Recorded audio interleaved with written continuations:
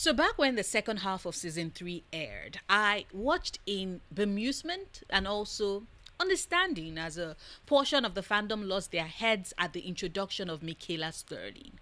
Now, I have said it in previous videos, but my favorite three Bridgerton books and pairings were Canthony's The Viscount Who Loved Me, Ioreth's It's in His Kiss, and Frankel's When He Was Wicked. In no particular order too, because they are all tied for me as my top three in the Bridgerton romances. And I feel the need to mention this as a caveat because I'm sure that there would be some people watching right now who would start trying to spin a story about how the reason why I'm not as upset about the change from Michael to Michaela being because I didn't like the book enough. That is a lie. Or that I was not a fan of book Michael.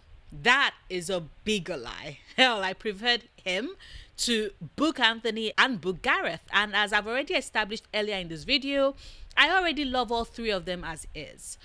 And speaking of videos, this one is not me talking about whether or not it is possible to salvage the change from Michael to Michaela and how the show could possibly make it work. I already have a video where I have done just that, and I will drop the link to it in the description box for those who haven't watched it yet and are interested in checking it out. Instead, what I want to focus on is a core part of Francesca's story, which I do think that a lot of the discourse tends to gloss over and are not really talking about or considering. And it is my belief and hope that enough time has now passed for us to think about it without the initial knee-jerk anger and frustration about the choices that were made. Especially now that we've gotten confirmation from Netflix that we've been renewed for seasons 5 and 6. Meaning, we are getting Philoise and Frankel, now Frankella. And what is the core part of Francesca's story, you wonder? It's simple. That no two loves are exactly the same. What they bring to your life and how we navigate said love is always different, always changing, just as we are changing. Francesca's story has always been about her two great loves and how love often does one of two things in our life. It either holds itself up as a mirror to help us see the person, the one who is as akin to our soul and our spirit as possible, the one whose rhythm matches perfectly with us, whose calm is mirrored in ours, within which we find the safety our soul seeks. Or it can be a love that challenges us, urges us to step out of our comfort zone, to attempt the things that terrify us, but that are also able to make us feel incredibly alive. And in both instances, we grow. Neither of these two loves are better than the other. They both serve their own purpose. And with Francesca Bridgerton, we get to see that realized. And unfortunately, I think a lot of the discourse that is hung up around the changes made with the show seems to forget that. Because for me, that is what I have a problem with. Not Michael becoming Michaela, but whether or not the Bridgerton show would forget the very premise of Francesca's love life. That our two loves matter.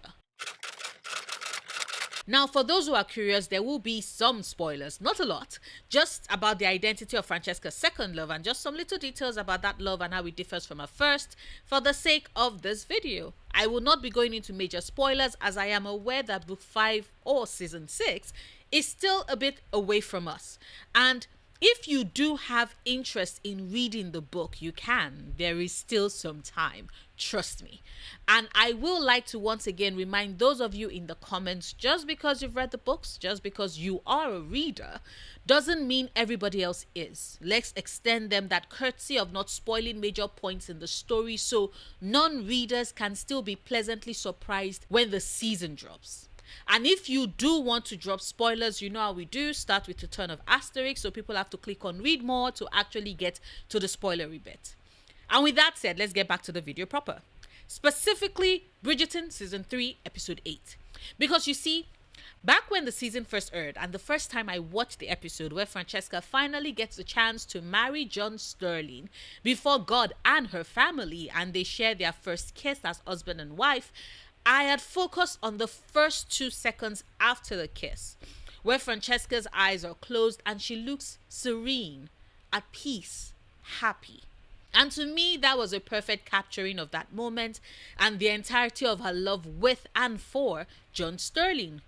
Because Francesca's love for John and his for hers was never loud and overtly passionate. If we thought of love, as I said, as being of two forms, then hers for John and his for her was like the calm of a spring, bubbling, quaint, quiet, peaceful, the first kind.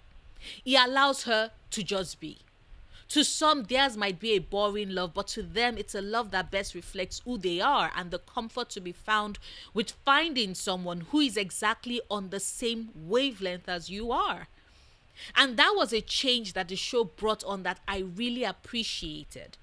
Because, see, in the books, Francesca marries John sometime after Benedict's story, but before Penn gets with Colin, because just as I'm sure you've heard from a ton of people by now, there was quite the gap in years before Colin finally realized the jewel that was Penelope Featherington, who had always been in his orbit waiting for him to notice. By the time he noticed her, she had been well and truly a spinster on the marriage mart. I think she was 27 years old at that time. But as I was saying, because Francesca's marriage to John happens between books 3 and 4, it meant that unlike with the show, we don't get enough of a view of her marriage with John. We only get to focus on the two of them together in the first chapter of When He Was Wicked with Fran's POV, and then in the second chapter when Michael walks us through how John and Fran have been since their marriage. So I am very excited and would always be grateful to the third season for that.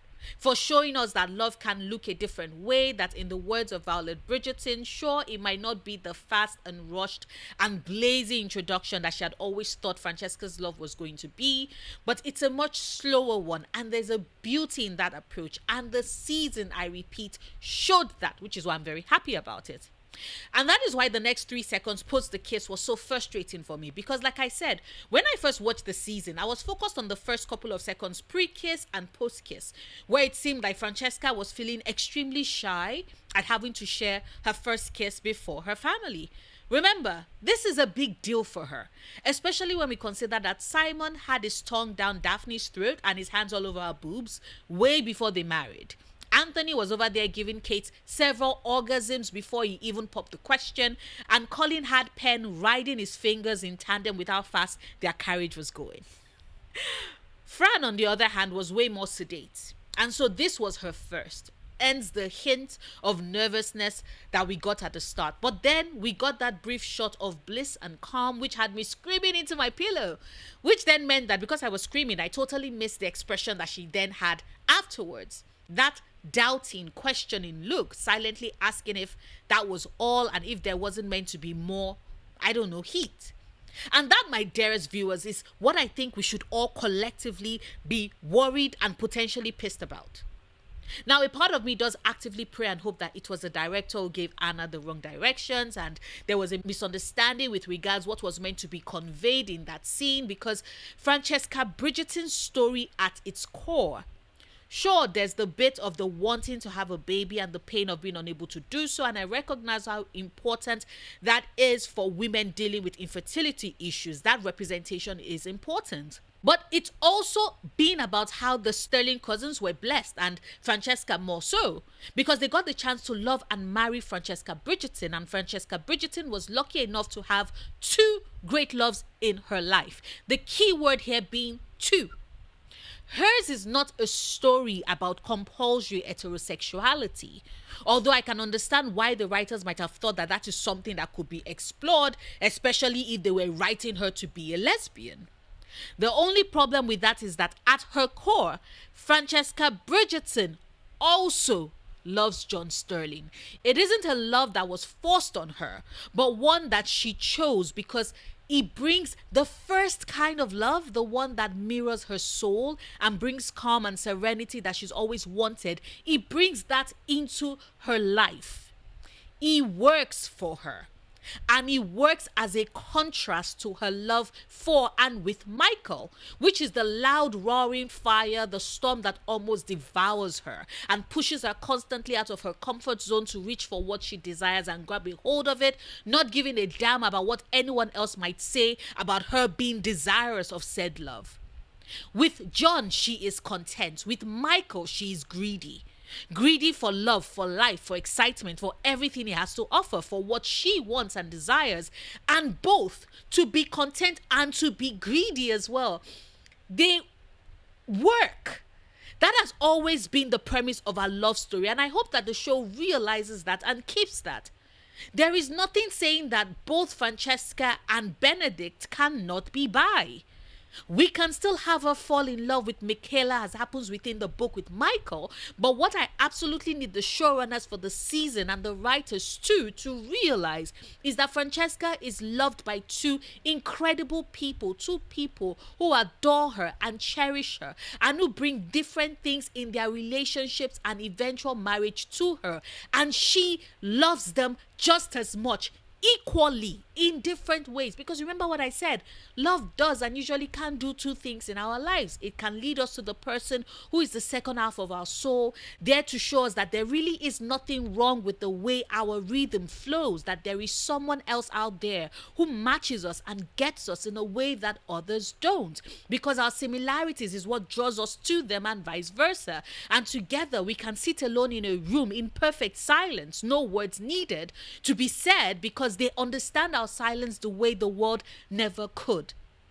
Or it can lead us to the person who challenges us, who urges us to step out of the surety of safety, to take that leap into the unknown, into the danger it holds, to broach the things that terrify us until we realize that the reason why we are so scared is because those same things are able to make us feel incredibly alive.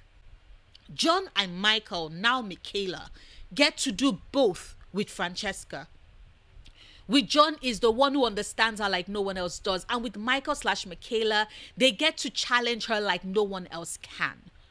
Both are equally as important, and all I feel is a pit in my stomach as I rewatch that wedding scene, and the niggling voice starts at the back of my mind asking me if there's a possibility that the show writers are about to spin some sort of story on how Francesca doesn't really love John, or that she isn't in love with him. Because if they do that, I will be so irrevocably pissed, in a way that choice would sour the season for me. The existing story has already created a way to highlight that Francesca can have two loves. The show already has a premise that they can work with to run with those loves. Bisexuality and pansexuality already exist as pretty valid sexualities that the show can and should work into the story, since they have chosen to gender bend Michael. Removing Fran's love for John, however, would just be an absolutely appalling and egregious decision. Because as it is, after I noticed the change in her expression post-kiss, it ruined the wedding scene for me. An otherwise beautiful, perfect wedding that is most suitable to the love that Fran and John share is now ruined, because all I can think and worry about, as I know on my now almost non-existent fingernails every time I rewatch the episode, is the fear that the show, in their bid to do their own thing, would ruin something that to me is a core part of Francesca Bridgerton's story. Her love for both John and Michael/Michaela Sterling. But maybe I'm reading too much into the scene. Maybe I did the thing where my brain was overthinking and I'm seeing things that aren't there. Please let me know your thoughts on the matter. Did you also notice the change? Was that a similar concern for you? Are you just as worried as I am that the Bridgerton show might just about decide that Fran had only one great love in her life? Or am I chewing way too much of my fingernails that it's making me woozy and I'm seeing things that aren't there? Let me know in the comments. Like this video if you've watched this far and haven't done so yet. Share this if you want. Support me on Patreon if you can. And until tomorrow's video, do remember, obsessing over the things you love, perfectly valid coping mechanism.